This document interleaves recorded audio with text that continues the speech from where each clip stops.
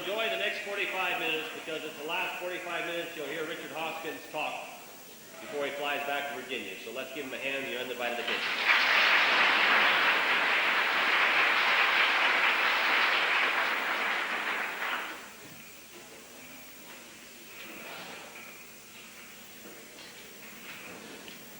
Thank you so much.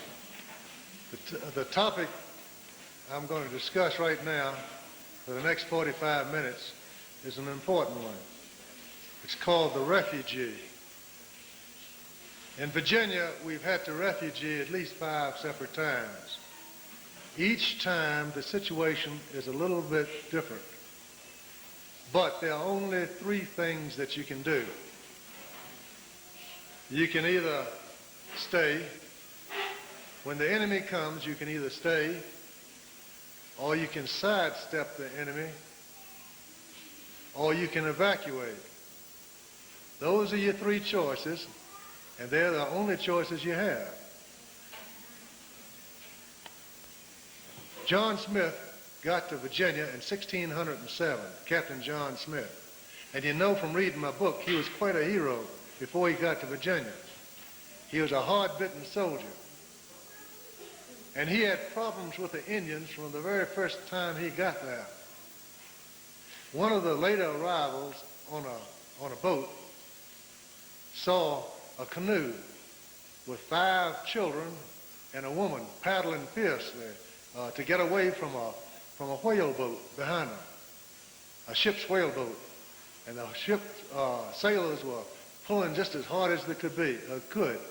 And they came up to the canoe and they took the oars and they pushed the thing over. And the coxswain pulled his pistol out and he shot the woman. And the rest of the sailors held the Indian children under the water until they drowned. And the people on the ship just thought that was simply terrible. That was an awful thing to do to those poor Indians. A woman and her children drowned them right there in the James River. That was until they got to shore and had a chance to talk to the people who ruined the whale boat. It seems like some of the colonists had been captured by the Indians. And we don't talk much about it anymore. But somewhere or another, it's a religious experience for an Indian to inflict pain. And that Indian woman and her children were among those turned over to work over 3 of the Jamestown settlers. And they had worked on them for 3 days and kept them alive for 3 days. And they had no skin on their face. They had no skin over most of their body. Their intestines were gone. Their private parts were gone. And then they would stick what would be toothpicks in there, one at a time, in their muscles and set them on fire one at a time. And when they ever took or captured or recaptured the victims of an Indian torture, the victims always asked to die. They never asked to be set free. They always asked to die. And of course that put a different light on things, a different light indeed. We had an Indian named Powhatan, who was a powerful chief. He commanded 7 nations in Virginia. We dealt with him with one hand on a gun at all times. Powhatan had a brother. His name was Opechancanough. Now, Opechancanough was a very shrewd, smart leader. And he organized his people all over the colonies. And what he wanted to do was exterminate all the whites in the colonies as he had exterminated all other Indian tribes in his district before. And he had killed many, many, many Indians. And fact of the matter is, in most Indian villages were mostly inhabited by women and children. There were very few men. The reason, they killed out the men on the warpath. The life of an Indian brave wasn't too long. It was a very violent life and a very active life as long as he lived. In 1824, before that, we had received orders from the Crown to be very tender with the Indians and not to oppose them in anything, which meant that if an Indian wanted to come in your barn or in your house, you couldn't forbid him to do it. If he wanted to take something, give it to him. And they took what they wanted and went what they wanted and went any place in the colony. And these preachers were sent to came over, and they went to work right with the Indians right away. And everything was at peace in Virginia. Everything was at peace. And then, one morning, in 1624, a boy came up to an Indian boy came up to a settler that had befriended him and said, "Tomorrow morning, everyone will die. Every white man will die in the colony." Well, you just couldn't believe it because everyone was so friendly. There was no hint of any activity at all. Well, based on that news, this settler up the James warned a few of his friends to evacuate, that there might be trouble the next morning. And they did. They evacuated. Some chose to stay. They put themselves in a position of fortifying their areas, and some decided to sidestep. The next morning, the war broke with no warning at all. Hundreds and hundreds and hundreds of Virginians were massacred. Those who sidestepped into the woods were tracked down like animals by the Indians and killed in the woods. Those who stayed and fought off, about 1 out of 2 or 3 survived because they did not have their dwellings properly fortified, and they didn't have enough defenders. The rest died the death that white men die in the hands of the Indians.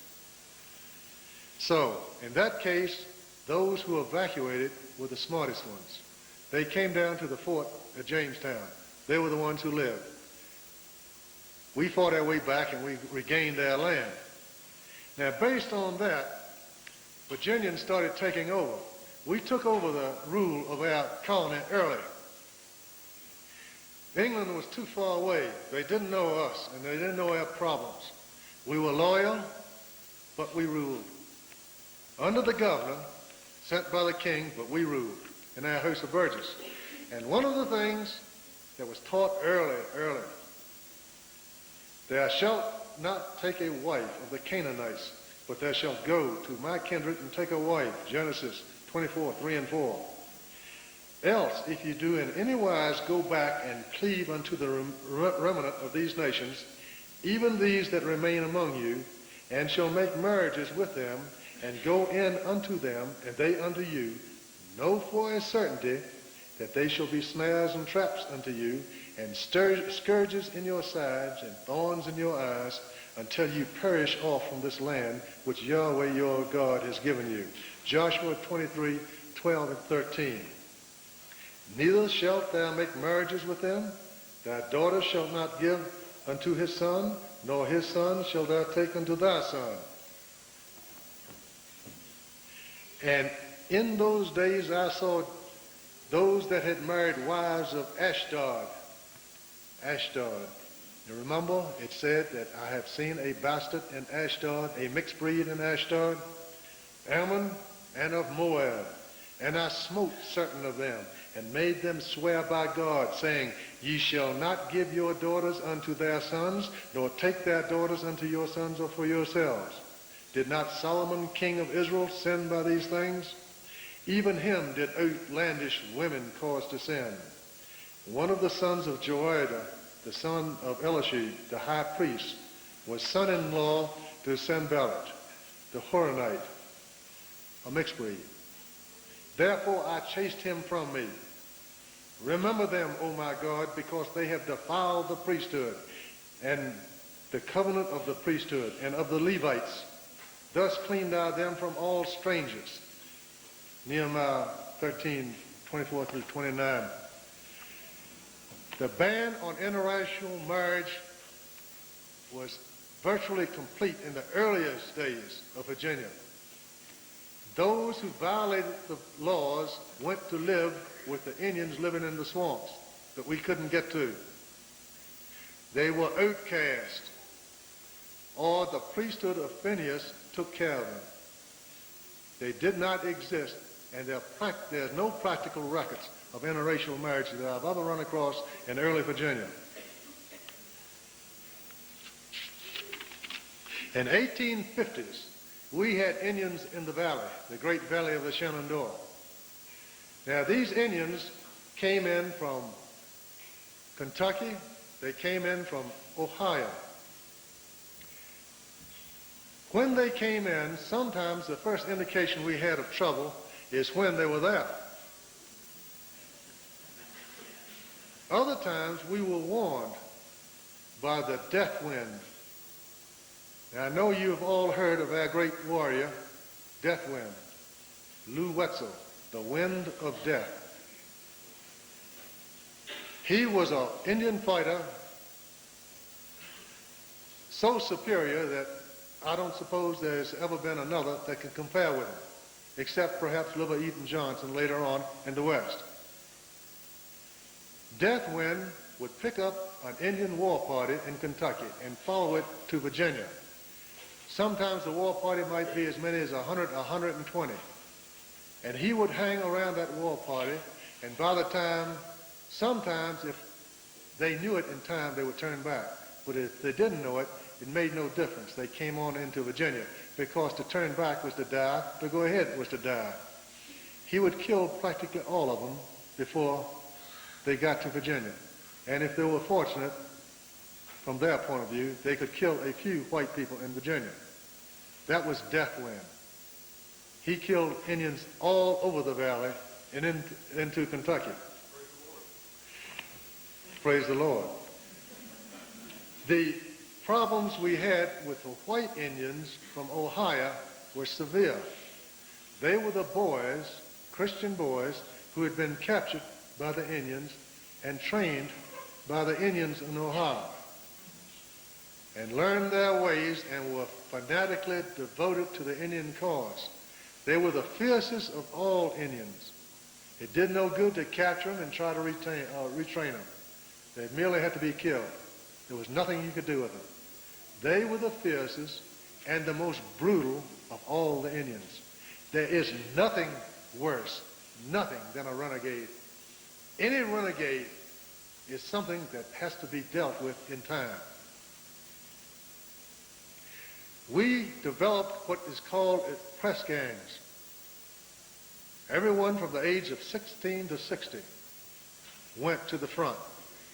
We will see press gangs again in the days ahead. When the Indians came and the alarm was given, you had three choices. You could either run, you could stay, or you could sidestep. A daring man might have no choice but to sidestep them and try to hide from them in the woods. You could stay and fortify your cabin or your home or your local fort, or you could get out of there. We have done all three things in the Valley of Virginia. We had a different opponent starting in 1775. It was the British and their allies, the Tories, those who took part with the British. Some of my ancestors, Robert Hoskins, was on George Washington's staff and served with 1st Virginia Continental Line. I have other relatives who served with Loyalist regiments. I have kinsmen who served with the British. When the British came and they lived off the country, the Loyalists gathered to them and they came right to the continental farms and plantations. When that happened, you had one choice and one choice fast. You either had to evacuate or sidestep it. You took the cattle, you took everything you could, all the jewelry, candlesticks and everything, and buried it, took the cattle, the sheep, the horses into the woods. That's sidestepping. Oftentimes it worked.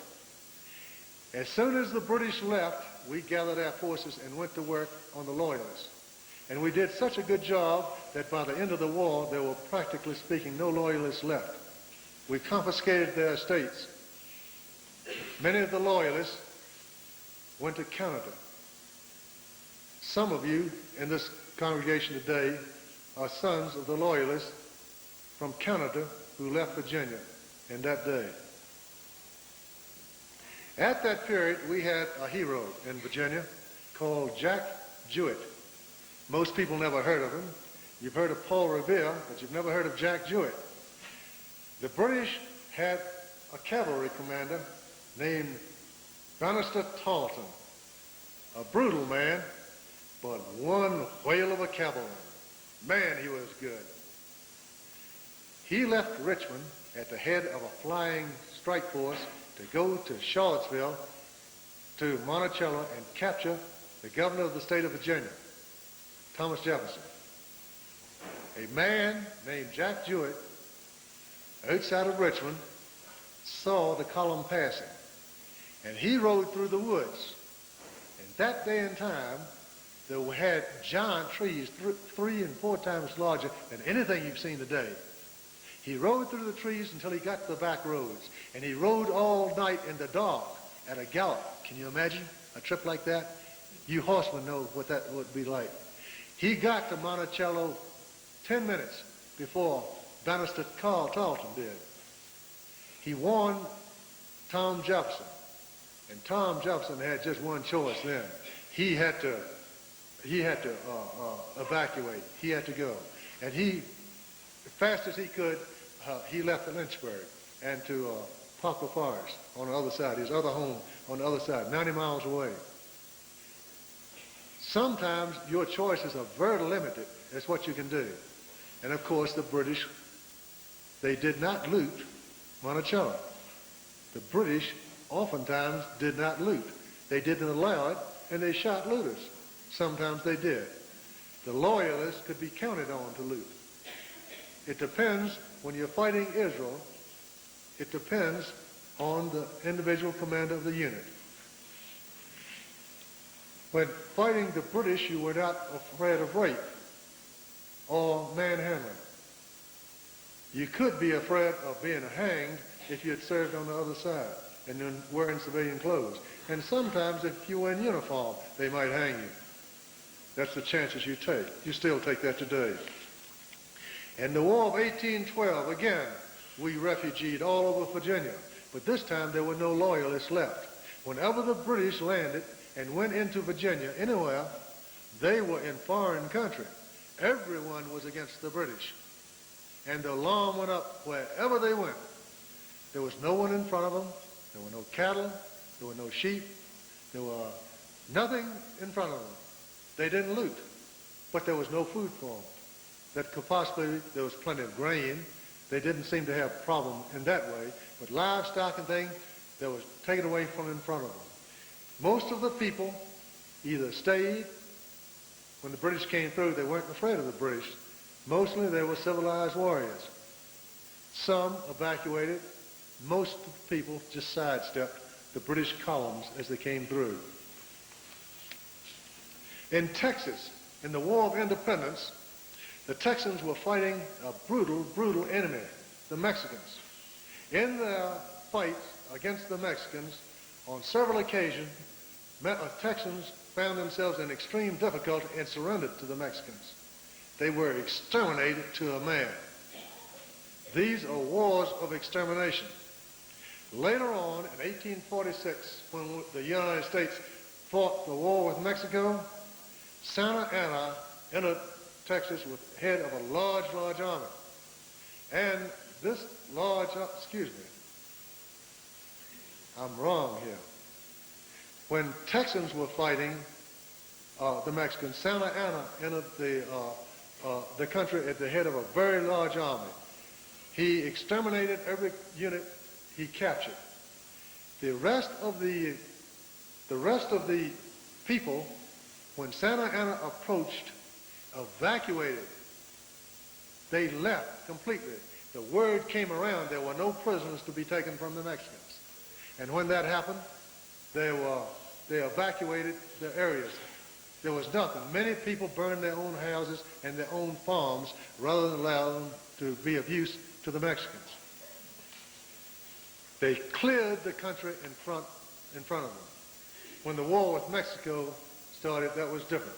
The war immediately went over to Mexican soil. So we were not confronted with an invasion. In 1861, Virginia was again invaded. The valley became a battlefield. The whole part of Virginia, at one kind or another, became a battlefield. At our family home place up at Kelly's Ford, all the valuables, the reputation got around fast. All the valuables were taken out and buried. As much food as possible was cached in the woods nearby in an attempt to sidestep. But that was extremely difficult because the Yankees could put patrols across the Rapidan River any place they wanted to and could come in any one of 3 or 4 roads. Kelly's Ford was a village of several hundred people in that time. By the time the war ended, there was nothing left, not a single house standing. It had all been blown down or shot down or burned down. Years after the war, one of the colored helpers working on the Kelly farm was plowing along, and a piece of wood came up. The plow hung, and he got down on his hands and knees and started digging. And it was a box with candlesticks wrapped up that had been lost and been buried in the war. And they found that 30 years after the war. I thought that was interesting. In the valley of Virginia, it was a horrible situation. At first, we had fine Union commanders, but later on we had commanders such as Sheridan, who delighted in burning everything, even though he commanded the valley. And he was burning homes and villages and everything behind his own lines. He took pleasure in this thing. In the middle of winter, he would come up to a house, evacuate the people, and burn everything in the house and not allow them to take blankets or clothing or anything outside. Those people had to get to some warm place before they froze to death. And the reputation got along fast. Across the river from Lynchburg, Virginia, is the county of Amherst. That's the county where every able-bodied man volunteered the day the war broke out. It was as far from the war as it was possible to get. The whole county became a tent city. Every woods had tents in them, livestock in them, chickens, there were sheep, goats, every place, every woods. The whole place was a refugee county. At all times, the people of Lynchburg and other counties sent what they could to help the refugees in Amherst County. The life of a refugee is a hard, hard life indeed. They had no choice except to evacuate.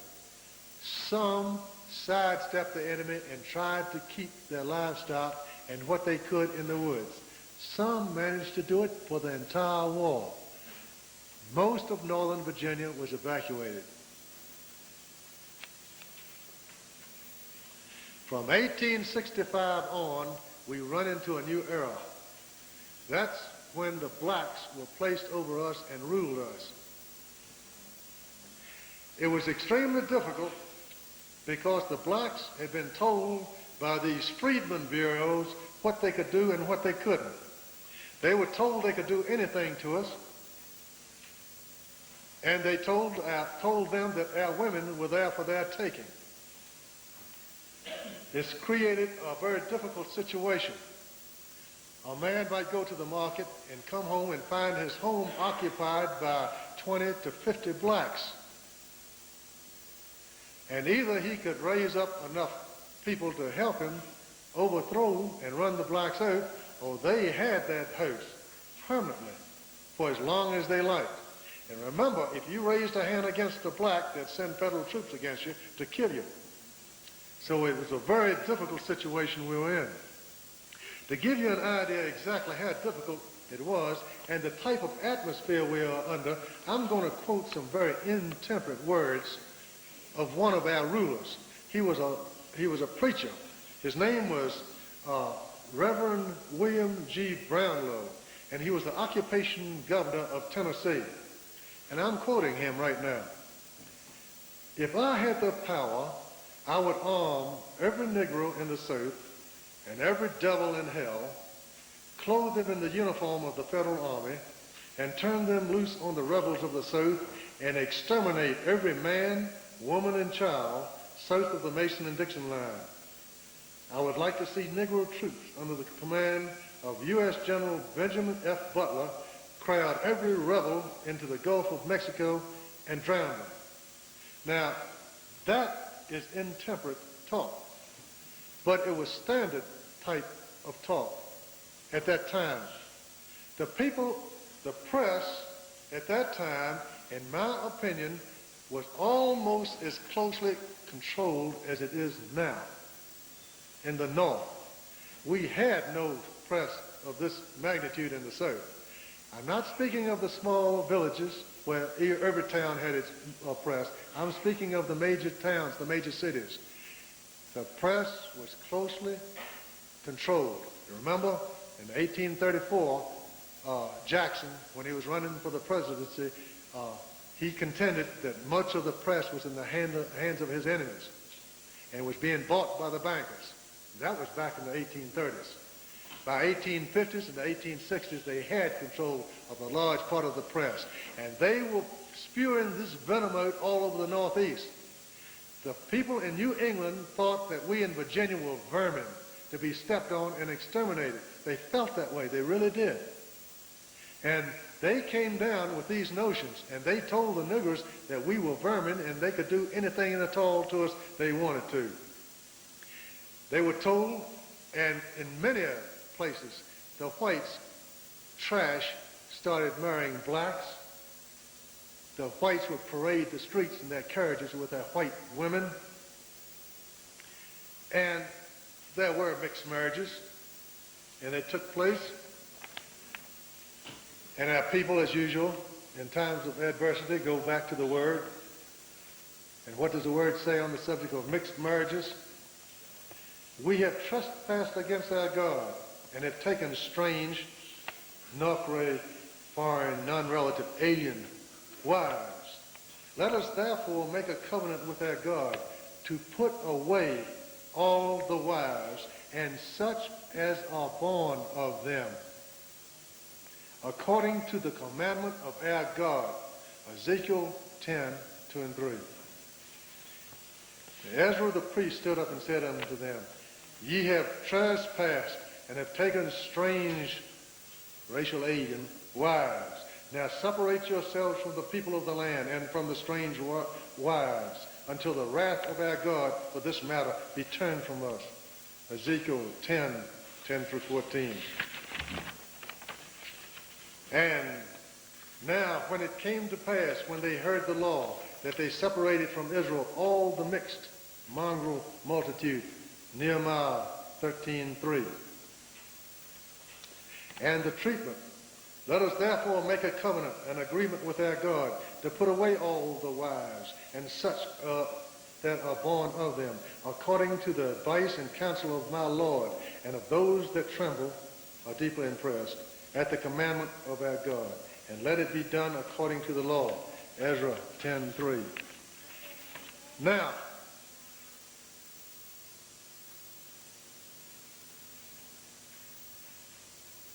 we have this thing in Israel called the priesthood of Phinehas. The priesthood of Phinehas in times like that, when we were down and occupied and raised our hands at all in defense, we would be shot down or in prison or beaten and our women taken. And the priesthood comes into being. And strangely enough, some people don't know about the priesthood of Phinehas. Others do. And the priesthood of Phinehas. And the people began to commit whoredom with the daughters of Moab. One of the children of Israel came and brought a Midianitish woman. When Phinehas saw it, he rose up from among the congregation and took a javelin in his hand, and he went after the man of Israel into the tent and thrust both of them through. And the Lord spake, saying, Phinehas, the son of Aaron the priest, hath turned the wrath away from the children of Israel, that I consume not the children of Israel. Behold, I give unto him my covenant of peace, and his seed after him, even the covenant of an everlasting priesthood, because he was zealous for his God and made atonement for the children of Israel. Numbers 25, 1 through 13. This is the priesthood of Phinehas. It's an unorganized priesthood, but no less real. And when you ever read in the newspapers or hear of a interracial couple who have been executed, you can almost certainly attribute it to a priest of Phinehas. Recently, a priest of Phinehas was caught by the authorities and accused of killing over 20 interracial couples. And he has been sentenced, and I haven't heard the end of it. But this only took place 2 months ago.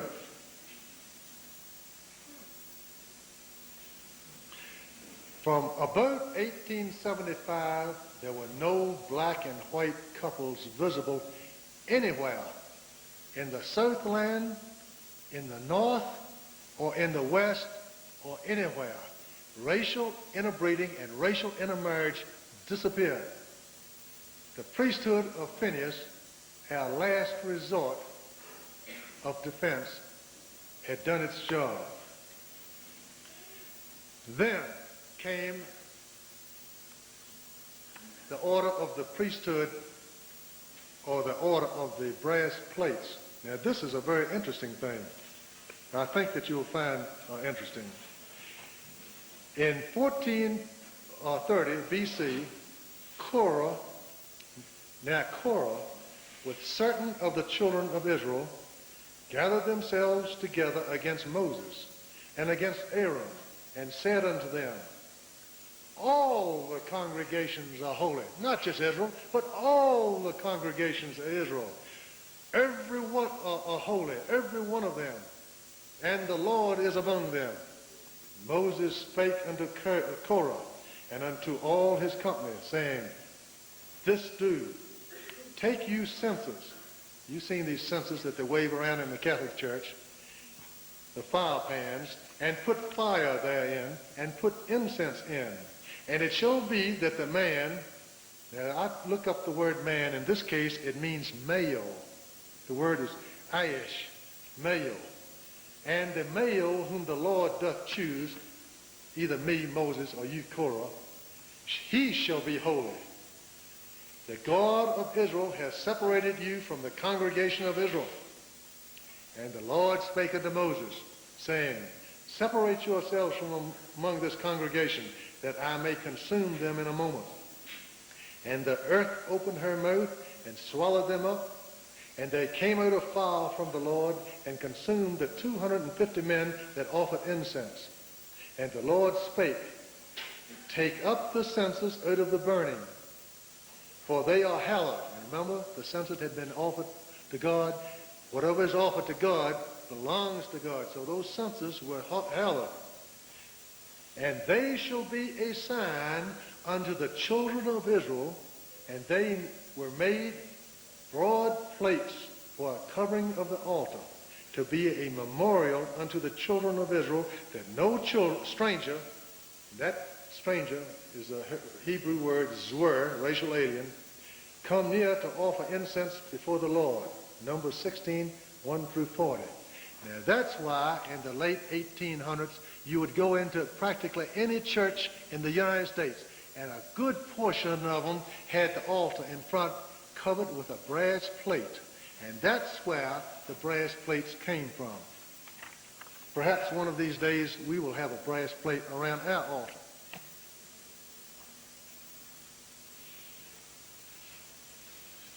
Now, and the Lord said unto Aaron, I have taken your brethren, the Levites, from among the children of Israel. I have given your priest office unto you, and the stranger, zwar, racial alien, that cometh nigh shall be put to death. Numbers 18, 1 through 7. These are the things that the preachers don't seem to read much today. They used to read these things yesterday, and the congregations were familiar with them yesterday.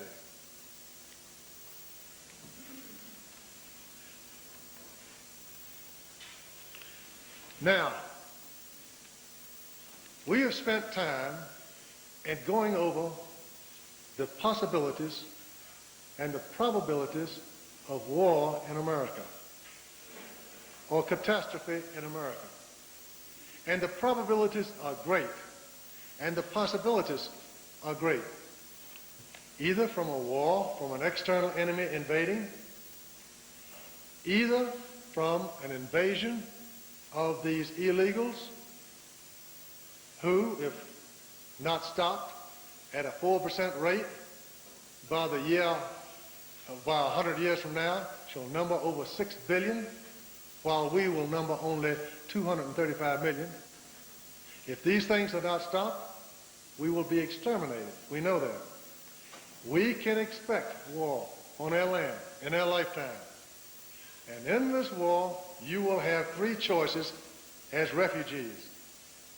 You can either stay and take your chances, and in a widespread invasion made up of Orientals, made up of Mexicans, or made up of blacks, prepare to fight to the death if you're going to stay.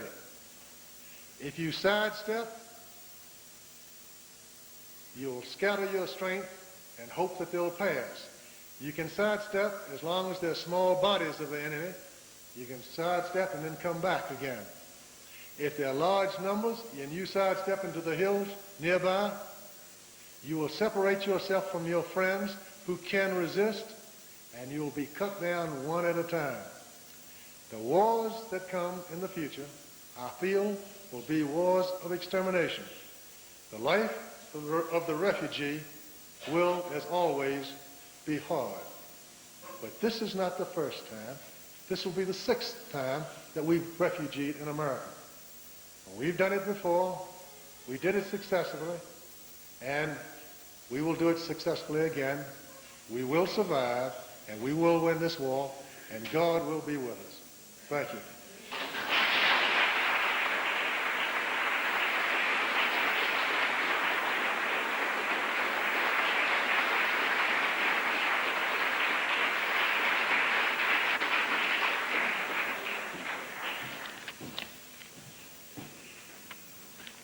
Thank you, sir. Sorry. Tremendous message, don't you believe? Trust in the Lord, keep your powder dry. And he's right, we will survive. No, I'm confident the only reason that our race right now can take all the things that's being laid on them is because of all the hardships our forefathers have had, and they've bred some pretty rugged people up until the point in time. Would you agree?